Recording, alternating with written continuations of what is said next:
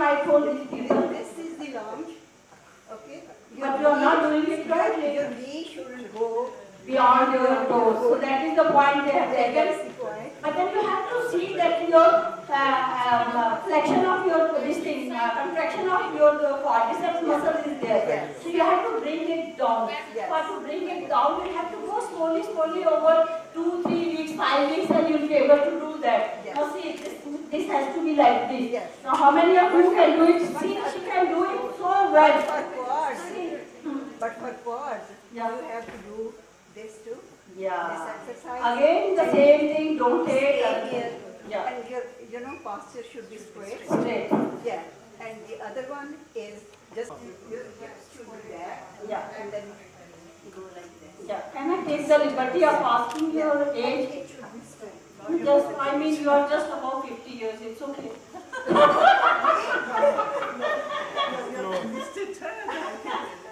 I didn't want to ask about the age, but anyway, you are doing so well. I can tell you I'm 70. So at 17, she's so active and she's doing it. And the people are having faith in their age groups of 40, 45 years. I have partial replacement of my knees. Yeah. So that's why you come to the full range of movements in there. So otherwise it should be the full range of movement. Doctor Oberoi आ जाइए, आपको हम ऐसे तो नहीं छोड़ने वाले.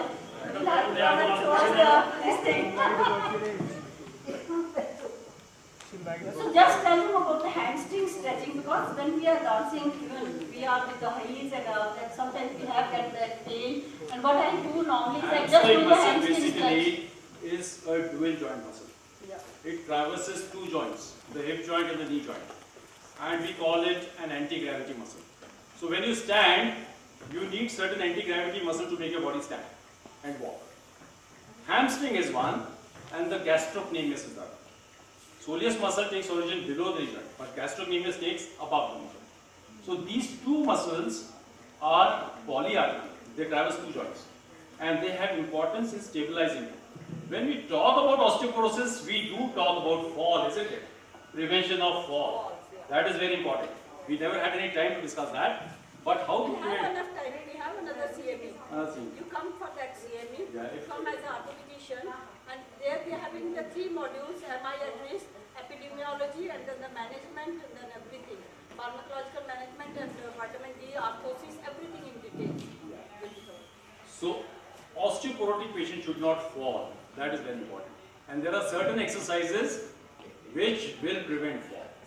And amongst these exercises, one exercise is balance. So there are certain muscles in the body which help you to balance your body. And then there are other muscles which are very good for stability. So these polyarticular muscles that I am talking about are good for stabilizing, stability. Now hamstring stretch. How do you do that exercise? How do you stretch your hamstring? For stretching, because this is a biarticular muscle, you have to flex your knee and then extend your knee. Flex your hip and then extend your knee. Only then you will stretch your hamstring. Not otherwise. That If you means do we can do it while sitting in the bed also. in the bed also, lying on the bed also. Lying on the bed or sitting on the Yeah. bed also we can do it. That will be the best way of doing it. Doing because this, then That's not anti-gravity. You have to be working anti-gravity to strengthen the muscle. strengthen the And for muscle. that, in your That yoga, is you just have stretching. Hastapad and Ushtrasana. So she is talking about stretching. Talking about Yes. Stretching. So stretching. right now we are And talking when about you stretching. Just stretch and you feel you are relieved. Yeah. That's So what most stretching. of us, Strengthening, I've already talked about in the Yeah. stretch and like this. so these are the muscles that we, now regarding balance exercise. Have you ever seen a beach ball and you have exercised on a beach ball? That is wonderful way of exercising and to promote your balance. And then there is a balance table, a sort of a thing on which you stand and you let your body swing from side to side and you try to balance. When you are swinging from side to side, the muscles that are important for balancing are getting trained automatically. Okay? So that is a balance board and a beach ball. If you have these two things, they can be very, very helpful. Now for an osteoarthritic patient, these exercises may not be possible for all the patients. So two simple exercises are static quadricep exercise and high sitting quadricep exercise. Right? So what you need to do is isometric exercises. When I am standing, I can contract my quadricep. Right? This is what I am doing. my quadricep is moving, isn't it? Right?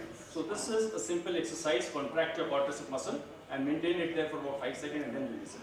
Isometric exercise. You are not moving the joint, you are just moving the muscle.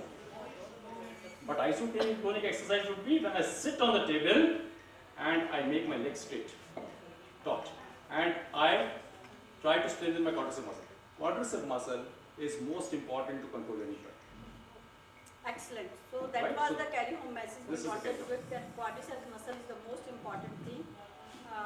But then just one thing, Dr. O'Brien, that I was thinking most of the surgeons, they are having their knee replacement, and I thought because they are standing on their toes. So then I started thinking about if they stand on their heels rather than on their toes, less strain will be there on their knees. No, it is not like that. It is the varus ligament. If a person like me has a gap in the knees, I am more prone to osteoarthritis. Medial compartment will get more loaded. And I will develop arthritis in the medial compartment. Okay, so simple test would be to put your malleoli together, and if there is a gap here, then you are having varus, and this varus is a predisposition to developing osteoarthritis. Walking on the toe, walking on the heel will not, it does not really make any difference. It is the loading on a particular compartment which counts. And if you have varus deformity, right, so it could be there, you know, most of us are likely to have that. Then what Right. do we- what exercise do we do? Unfortunately, we cannot correct this varus deformity which we have for over years. But then the best exercise again would remain strengthen your quadriceps. Yeah, so I That's think it. with that, now we say, I said, Doctor, do you have to add anything for this test? Quadriceps muscle, this is mainly VMO training, vastus medialis obliquus. Okay, so that's the one way to study. So with this, I thank all the panelists for being so informative and learning about menopause and coming prepared with that. Give them a big hand. Before I say, जिंदगी की कई पुराने अभी बाकी हैं, जिंदगी के कई इम्तिहान अभी बाकी हैं, अभी तो नापी है मुट्ठी पर जमी हमने, अभी तो सारा आसमान बाकी है. So I have lots of things to do. If you want to be and try and make the journey of life beautiful, come and exercise, change attitude, eat properly. You don't have to lose anything except your path, and keep them dancing together forever, these couples. So thank you very much, all the delegates of your audience who were there, all the IMA members and all the IMS members also are going. Thank you, Dr. Maninder, and thank you, all our learned panelists. Now I request all the panelists to honor Dr. Maninder. And I want my male gynecologist and my male specialist to be knowing about it, that you can just have to treat them with local Evilan or Trimarin cream, which are the two ones applicable. Thirdly, we have got now the E2 estradiol velvet tablet, which can also be used vaginally. You have to give them every day with a vaginal applicator for 2 weeks. Then you reduce the dose to twice in a week, and the patient will be okay and will be happy. And what you have to order in these patients is mid-stream urine. That is very important, because if it's touching the vagina, it's going to be full of pus cells only. So the mid-stream vagina stream is very, very important. You wanted to highlight something? Yes. One contraindication to use of vaginal estrogens is the cases who have been treated for carcinoma breast and are on anti-estrogens. These patients are, that is the contraindication to the use of vaginal estrogens. Carcinoma? Breast who have been. I want to clarify there. Local estrogens, they don't raise the serum levels, and if we have increased their life expectancy, that is just for the quality of life issues. And sexuality is one of those quality of life issues which cannot be overlooked at all. If they cannot have the relationship with the husband, there is no use of having that life. We can give them local estrogens. Please be corrected on that. Sometimes lubricants and moisturizers they also have. Lubricants can be given, but the main thing is these patients are already in the hypoestrogenic state because of the treatment of the various cancers. All the cancers, they have atrophic vaginal symptoms, and we can give them local cream. At least for 6 months, we don't have to do anything. But if we have to give them beyond 6 months, then please do a TVS. to find out the endometrial thickness, and we don't have to add the progesterone. The only way, because I'm talking about it, so I'll be explaining one thing. Only time when we give progesterones also to these malignancy treated patients are when we have treated them for endometrial carcinoma. Because in endometrial carcinoma, progesterone is going to reduce the incidence of recurrence. And especially when we have done the hysterectomies in cases of endometriosis. Again, though the uterus is not there, but still you give both estrogen and progesterone so that whatever residual implants are there in the peritoneal cavity, they will be taken care of by the estrogen and progesterone. Very soon we are coming up with a so far we don't have any combination therapy, but Abbott is coming up with a phenoston drug which will be very soon available from April onwards in our market for these patients as a combination therapy. Any contribution or uterine prolapse for producing urological symptoms do not discuss that. Actually, midlife health is such an vast subject. I'm not covering actually all the points. You cover, please. When you evaluate the patient, please. You divide it into infectious problems. Urethritis, everything comes under that. Because we have to look for the infection issues in the pelvic. Yes, sir. The second thing is the overactive and the urogenic. Yes, you covered that very nicely. The third thing is chronic pelvic pain syndrome.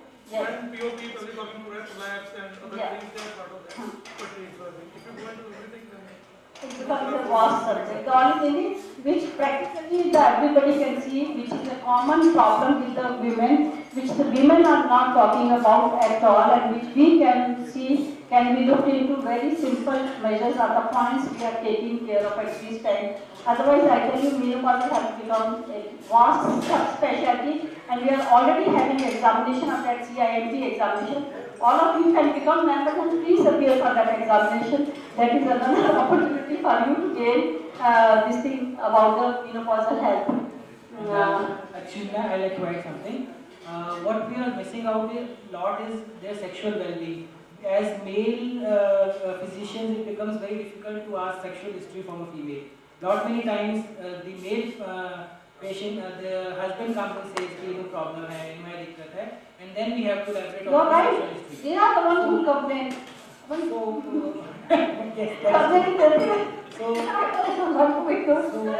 We are missing on sexual history from the females. We need to ask their sexual history in simple language, vernacular language. We can ask them, and we'll be catching up many of those perimenopause symptoms. So these are the urogenital symptoms. I'm sorry because people cannot see on the screen at all.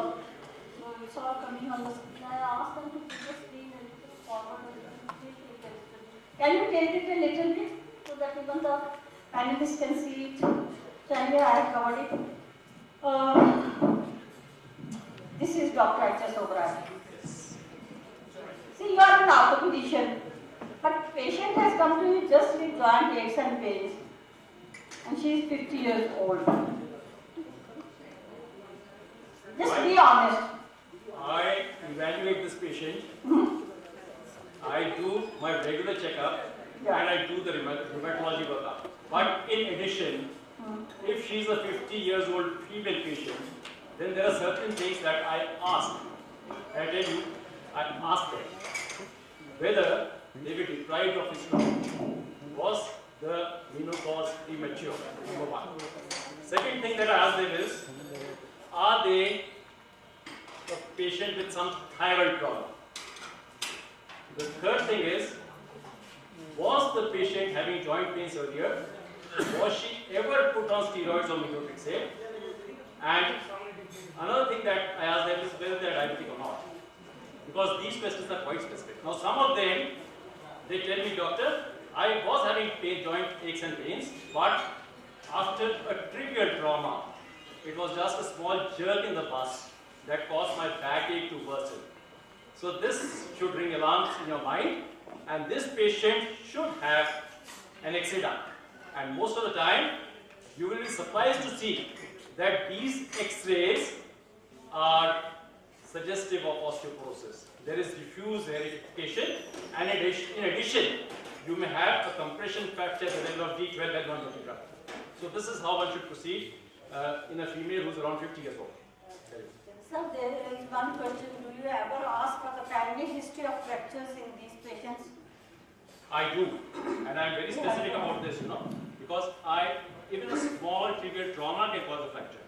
So if they had a previous fracture, then one is pretty sure that there's something That tricky is going called on. a Yeah. fragility fracture. That is called a fragility. What are the places where the fragility fractures occur? Fragility fracture needs a little description. Fragility fracture occurs after a low intensity trauma, a trivial trauma. Now what is this low intensity trauma? A person who is standing falls, a person who is sitting on a chair falls, and if that person gets a fracture, it is a fragility fracture. Hillary Clinton was standing, she had a fall, and she broke her elbow. Now what was this? This was a fragility fracture. If US Secretary of State can have it, a US presidential candidate can have it, then every one of us are. 50% of you in the province are having this at this time osteopenia or osteoporosis. This should raise our eyebrows. I was osteoporotic. I know But that. you will be glad to know that I have reversed it. I'm normal. Yeah, that's great. But from looks, So it is still I had a fracture disintegrated. when I was dancing. When I was dancing, I had a fracture. I didn't tell them anybody. I just had a feeling. I knew that I had a wrist fracture. I went to my husband's hospital. I called the operation, had the POP done, and came back and started dancing again. So that is called attitude. Yeah. So now, proceeding further with fragility fracture, the sites are very important. Fragility fracture is most common around the wrist joint, but two important sites are vertebral body fracture and fracture neck of hip. So, whenever you see analyzing your patient, then these three fractures you must take into consideration. Unfortunately, for us orthopedic surgeons, we talk in terms of intracapsular fracture neck femur, extracapsular fracture neck femur, but we never talk in terms of whether this is a fragility fracture or whether this fracture occurred after a severe trauma. That is never discussed. Okay, we are actually having to have another CME on osteoporosis. These factors, tall stand, support your bones, they support you. So this year we are going to have those, these are all the chapters of the Indian Menopause Society, and Jalandhar is one of them. And please invite him again for those talks. So my point at this time was to make everybody understand when the patients come to you with joint aches and pains. Other symptoms which can make you that she is suffering from osteoporosis is the way she gets up from the chair. When she walks into your office, yeah. she is somewhat stooping forward. Yeah, that is the point I wanted to make. A little bit of humpback is there, and that gives an impression. She's a frail lady.